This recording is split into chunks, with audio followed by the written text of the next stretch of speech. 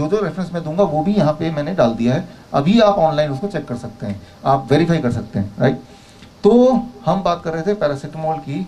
जब भी आप पैरासीटामोल देंगे तो ये सारे के सारे ट्रायल आपकी आंखों के सामने हैं, यही कंक्लूड करता है कि जिन लोगों को या जानवरों को पैरासीटामोल दिया गया, जब उनको बुखार आया, किसी भी कारण से बुखार आया, तो उनकी जो बीमारी है या तो ज़्यादा लंबी चली गई या फिर वो मर गए। दो ही चीज़ हुआ है। ऐसा कभी नहीं हुआ पूरे दुनिया में, कभी भी नहीं हुआ, किसी भी एक ट्रायल में नहीं हुआ कि जिनको पैरासीटामोल दिया उनको किसी भी तरह से कोई फायदा हुआ हो, इन टर्म्स ऑफ या तो बीमारी जल्दी ठीक हो जाए, नंबर वन, राइट, या तो कम से कम उनको बचा लिया जाए। Paracetamol increases the mortality and paracetamol increases the chances, lengthens the chances of being ill, right. तो ये एक इंपॉर्टेंट बात है, ये सारे एविडेंसेस हैं। पैरासीटामोल को इनफैक्ट खिताब मिला है कि ये most dangerous medicine in the world है, क्योंकि इससे लीवर फेलियर, सबसे दुनिया में सबसे ज़्यादा लीवर फेलियर के केसेस आते हैं, that is because of paracetamol. ये सारे एविडेंसेस आपके सामने हैं, Davidson principle and practice of medicine 23rd edition, ये तो बाइबल बोला जाता है ना कि मेडिकल साइंस के, उसमें से ये टेक्स्ट लिया गया है। तो जब this is called medical science, जब ये ऑलरेडी प्रूव हो चुका है कि फीवर में आपको पैरासीटामोल नहीं देना है या एंटीपायरेटिक नहीं देना है या उसको घटाना नहीं है, तो हम क्या करते हैं जब हमारे पास पेशेंट आते हैं, टेम्परेचर कुछ भी हो जाए, 104, 105, 106, और होता है हमारे पेशेंट के टेम्परेचर, हम उसको कभी भी पैरासीटामोल नहीं देते हैं, कभी भी नहीं दिया। 60,000 में से एक भी पेशेंट को एक बार भी कभी भी नहीं दिया, नॉट एट ऑल, क्योंकि हमें पता है कि fever is a defence mechanism, इसको समझना पड़ेगा। समझाने के लिए आप दे दो जरा यार,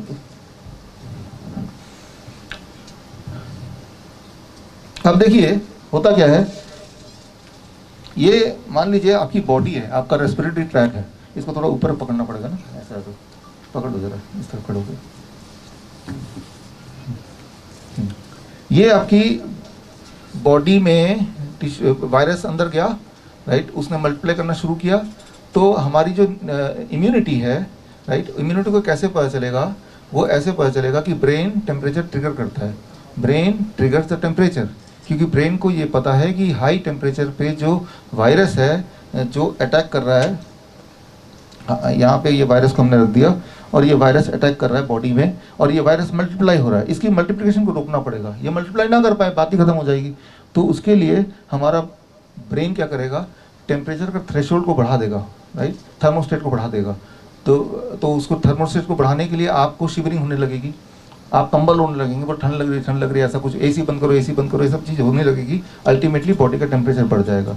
जैसे ही बॉडी का टेम्परेचर बढ़ेगा तो बॉडी में इम्यूनिटी है, इम्यूनिटी उसका नाम है न्यूट्रोफिल्स, वो एकदम हरकत में आएंगे और जहाँ भी वायरस है वो इम्यूनिटी वहाँ पहुँच जाएगा। अब ये जो इम्यूनिटी है हमारी, जैसे आप देखते हैं बहुत सारा कफ निकलता है और येलो कलर का होता है, तो वो जो येलो कलर का होता है वो न्यूट्रोफिल्स है, राइट। जब भी कफ होता है तो येलो देखेंगे तो अरे ये तो इम्यूनिटी है, दिस इज इम्यूनिटी देखना चाहते हैं उसी शक्ल, तो पीले रंग का। जब पस होता है, पस में पीला, वो इम्यूनिटी है आपकी, वही इम्यूनिटी है, राइट। तो ये देखेंगे, अच्छा इम्यूनिटी आ गई। और इम्यूनिटी का हथियार क्या है कि अगर यहाँ से मैं टॉर्च मारता हूँ तो वायरस देख नहीं सकता और इम्यूनिटी ध्यान और ज़्यादा देख सकती है, मार सकती है इसको लिटरली। तो वो टॉर्च क्या है, दैट इज हीट, टेम्परेचर। जितना टेम्परेचर बढ़ेगा उतना ये इम्यूनिटी को क्लियरली दिखेगा, और ये उल्लू की तरह है वायरस, वो उसकी आंखें चौधे मतलब एकदम से, right, it will be distracted and that is how it fights. लेकिन तभी आता है बीच में पैरासीटामोल जैसे ही खाएंगे तो क्या होगा, टेम्परेचर नीचे जाएगा, टेम्परेचर नीचे जाने से उल्टा इफेक्ट, जस्ट द ऑपोजिट, हमारे इम्यूनिटी को दिखना बंद हो जाएगा और वायरस बिल्कुल क्लियरली दिखेगा। Try to understand the difference, right. So बहुत ही सिंपल डिफरेंस है। और क्या है कि ये लड़ाई कहाँ चल रही है, ये ब्रिज क्या है, ये ब्रिज है आपकी बॉडी, राइट। जितनी देर तक लड़ाई चलेगी उतना ब्रिज कमजोर होता जाएगा, try to understand, that is called tissue damage, right. तो ये लड़ाई जल्दी खत्म करनी पड़ेगी कि लड़ाई हमारे बॉडी के अंदर ही चल रही है, बॉडी के टिश्यूज में चल रही है, बॉडी के स्किन में चल रही है, राइट। तो ये लड़ाई बहुत ज़्यादा चलेगी, देर तक। ज़्यादा कैसे चलेगी कि आप बार बार पैरासीटामोल खा के टेम्परेचर डाउन करेंगे और ये देख नहीं पाएगा, और वो टाइम लेके ये मल्टीप्लाई होता रहेगा और सोल्जर्स को बुलाएगा अपने और वायरस को, और ये जब तक ये पैरासीटामोल का असर खत्म होगा तब जाके ये न्यूट्रोफिल दोबारा जागेगा, लेकिन तब तक इसके 3 गुना 4 गुना और वायरस आ चुके होंगे। तो अब न्यूट्रोफिल क्या करता है, ये भी अपनी तरफ से और फौज बुलाता है, लेकिन बुला रहा है कहाँ पे बुला रहा है, आपके बॉडी के अंदर ही ना, राइट। तो क्या चीज़ डैमेज होगी, जितना दिन तक ये युद्ध चलेगा आपकी बॉडी डैमेज होगी, this is your skin, this is your tissue, right. वो जो निमोनिया हो गया ऐसे बोलते हैं ना, जब भी कोई भी पेशेंट हॉस्पिटल में 1 महीना रहेगा तो निमोनिया होगा ना, क्योंकि 1 महीने तक जंग ही चल रही जा रही है। क्योंकि डॉक्टर क्या कर रहा है, जैसे ही लग रहा है टेम्परेचर 100 से ज़्यादा बढ़ गया, लो जी भाई पैरासीटामोल दे दो, कहीं ऐसा ना हो कि वायरस हार जाए, राइट। और जैसे ही टेम्परेचर घटा दिया, अब निश्चिंत है, अब वायरस को काम करने दो, फैलेगा, मजा आ जाएगा।